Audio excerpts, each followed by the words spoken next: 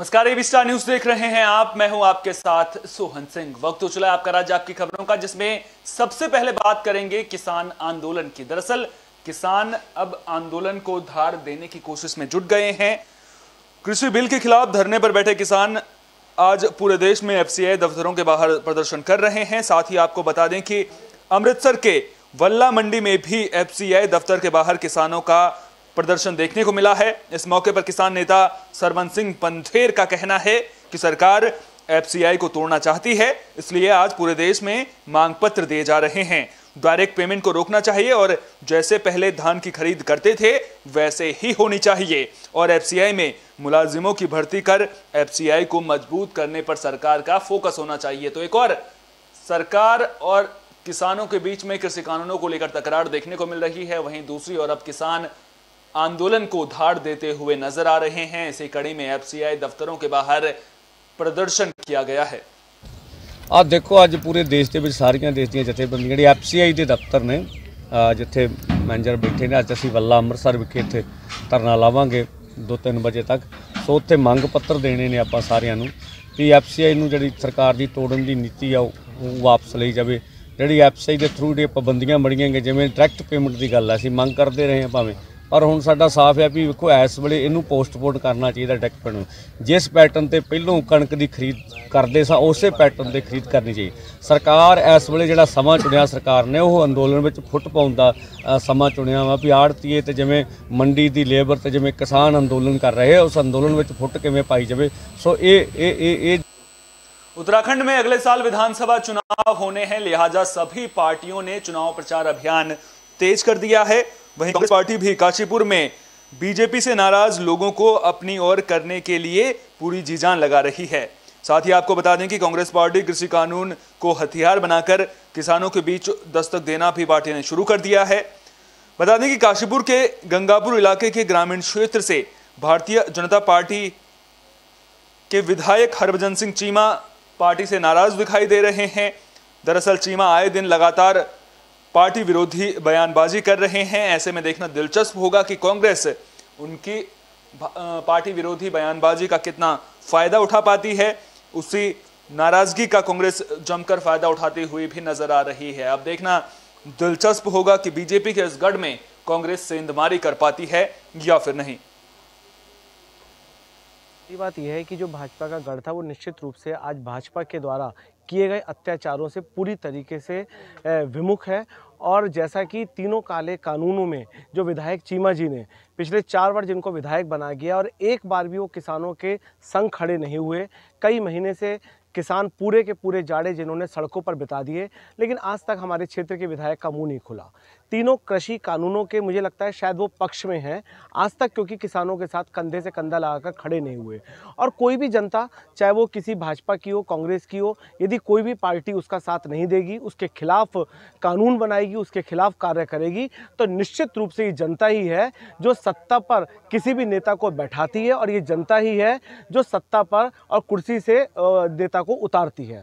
यदि हमारा क्षेत्र का नेता हम किसान भाइयों के साथ नहीं है, हम लोगों के दुख दर्द में खड़ा हुआ नहीं है, तो निश्चित रूप से काशीपुर विधानसभा की जनता ने यह मन बना लिया है कि इस बार भारतीय जनता पार्टी को हराकर कांग्रेस का परचम फैलेगा, और जो विकास की लहर पहले इस उत्तराखंड में दौड़ती थी वो विकास की लहर। उत्तराखंड के कोटद्वार में हाथियों का उत्पात देखने को मिल रहा है। आपको बता दें कि यहां हाथी किसानों की फसलों को नुकसान पहुंचा रहे हैं।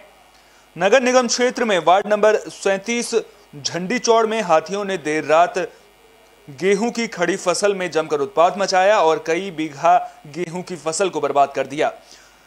लोगों ने वन विभाग से हाथी से सुरक्षा और उनके नुकसान का मुआवजा देने की मांग की है।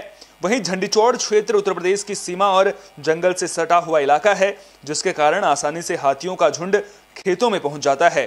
स्थानीय लोगों ने कई बार प्रशासन से हाथी से सुरक्षा के लिए दीवार की मांग भी की है, ताकि जो नुकसान हाथी करते हैं उससे बचा जा सके, लेकिन अभी तक प्रशासन ने कोई सकारात्मक कदम नहीं उठाया है, जिससे किसानों को खासतौर पर नुकसान झेलना पड़ रहा है। मामले को लेकर किसान लगातार प्रशासन से गुहार भी लगा रहे हैं और अब हाथियों को भगाने के लिए पटाखों को इस्तेमाल में ला रहे हैं। अब तस्वीरें अपनी कहानी खुद ब खुद बयां कर रहे हैं। देखिए किस तरह से किसानों ने बड़ी मेहनत के साथ यहाँ पर फसल लगाई थी, लेकिन हाथियों ने फसल को पूरी तरह से बर्बाद कर दिया है।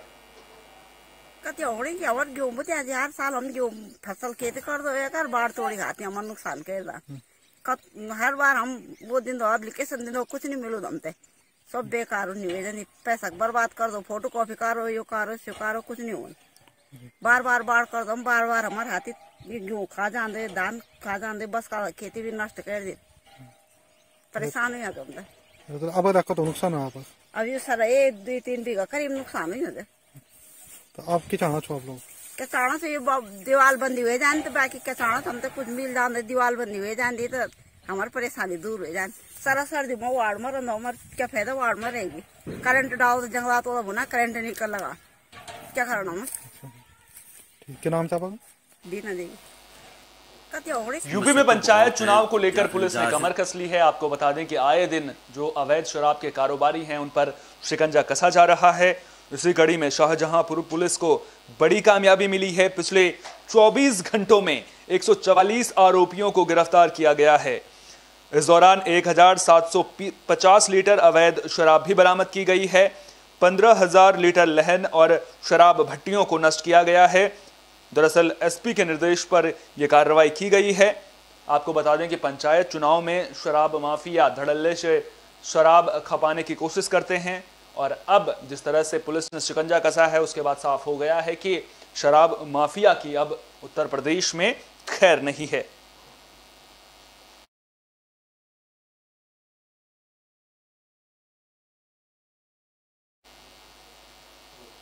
खबर फिरोजाबाद से है, जहां महंत महाराम दास पर मारपीट करने का आरोप लगा है। साथियों के साथ मिलकर मारपीट करने का आरोप लगा है। दरअसल मामला फिरोजाबाद जिले के सिरसागंज तहसील थाना नसीरपुर के गांव लखनपुर आश्रम का है। इस आश्रम का वर्तमान मठाधीश स्वामी महाराम दास है। आरोप है कि आश्रम को खुद ही बेचकर खुद ही खरीदकर अपने नाम बैनामा करा लिया है। जब इसका विरोध आनंद स्वरूप ने किया तो उन्होंने आनंद स्वरूप के साथ मारपीट की। अपने साथियों के साथ वो मौके पर पहुंचे और जमकर उनके साथ मारपीट की गई। बंधक बनाकर नकदी, मोबाइल और सामान भी लूट लिया गया, ये आरोप लगाया गया है। अब देखना दिलचस्प होगा कि पुलिस इस मामले में क्या कुछ कार्रवाई करती है। जो एटीएम ये सब छीन लिए, 20,000 रुपए थे थैले में और तुरंत के चलो मोटरसाइकिल पे बैठो और हमें आश्रम पे ले गए ट्यूबवेल पे से। और बस फिर वहाँ पिटाई तो ट्यूबवेल पे भी की। महाराम दास ने खुद उनका डंडा पकड़ लेते थे, उनके साथ 2-3 लड़के थे वो हमारे हाथ पकड़ लेते थे और वो जुट भी जाते थे लड़के जो हैं। और फिर हमें आश्रम पे ले गए। आश्रम पे हमें ले जाके वहाँ भी खूब धुनाई करी।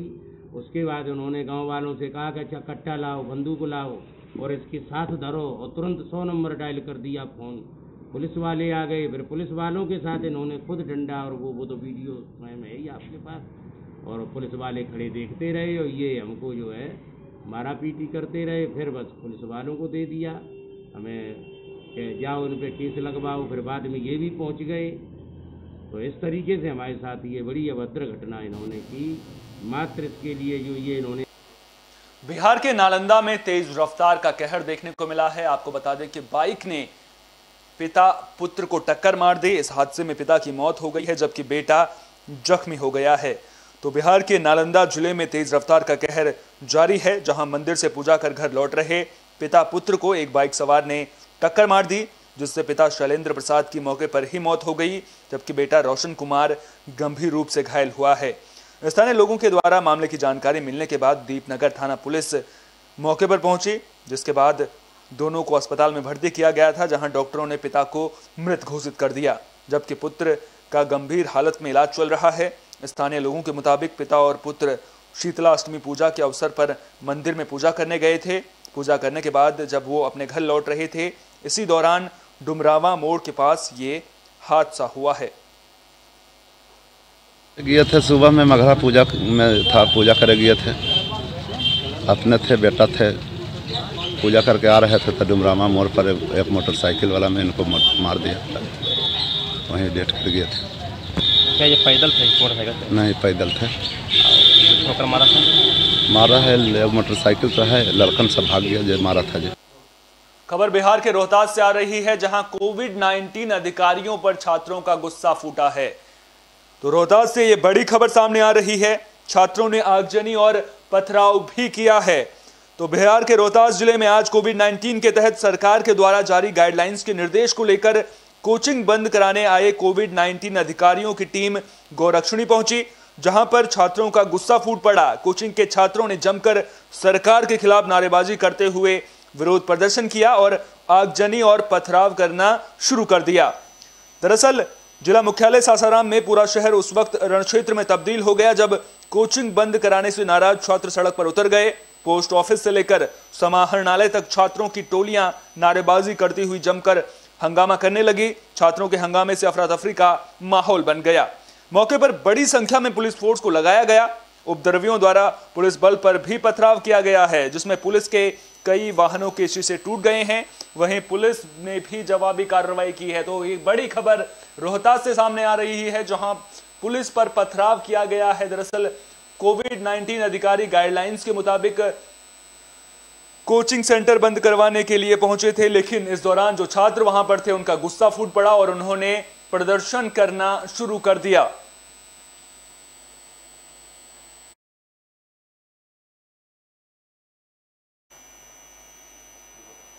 गुरप्रीत सिंह रंधावा ने कैप्टन सरकार पर बड़ा आरोप लगाया है। गुरप्रीत सिंह रंधावा ने कैप्टन सरकार पर वादा खिलाफी का आरोप लगाया है। दरअसल पंजाब भर में अकाली दल की ओर से पंजाब की कांग्रेस सरकार के खिलाफ प्रदर्शन किया गया। पंजाब सरकार के 4 साल के काम को लेकर जो सत्ता में आने पर वादा किया था, आरोप अब यह लगाया जा रहा है कि सरकार ने अपना वादा पूरा नहीं किया है। आरोप ये लगाया जा रहा है कि नशा मुक्त पंजाब की बात तो की जा रही है, लेकिन आज भी पंजाब में नशे के सौदागर बेखौफ होकर अपना काम कर रहे हैं, जिसकी वजह से जो युवा हैं वो नशे की चपेट में आ रहे हैं। तमाम जगहों पर अकाली दल का प्रदर्शन देखने को मिला है। अमृतसर में भी अकाली दल की ओर से प्रदर्शन किया गया है। देखो 2017 ਦੀਆਂ ਵਿਧਾਨ ਸਭਾ ਚੋਣਾਂ ਹੋਣ ਵਾਲੀਆਂ ਸਨ ਤੇ ਕੈਪਟਨ ਅਮਰਿੰਦਰ ਸਿੰਘ ਨੇ ਘਰ ਘਰ ਝੂਠ ਬੋਲਿਆ, ਹਰ ਸਟੇਜ ਤੋਂ ਝੂਠ ਬੋਲਿਆ ਸੀ ਤੇ ਲੋਕਾਂ ਨੂੰ, ਪੰਜਾਬ ਦੇ ਲੋਕਾਂ ਨੂੰ ਫੁੱਲੀਆਂ ਪਾਈਆਂ ਸਨ। ਮਤਲਬ ਸੁਪਨੇ ਵਿਖਾਏ ਸੀ ਮੰਗੇਰੀ ਲਾਲ ਦੇ ਕਿ ਆਉਣ ਵਾਲੇ ਟਾਈਮ ਦੇ ਵਿੱਚ ਜਿਹੜੇ ਵਾਅਦੇ ਤੁਹਾਨੂੰ ਦੱਸਣ ਲੱਗਾ ਹੈ ਪੂਰੇ ਕਰਾਂਗਾ।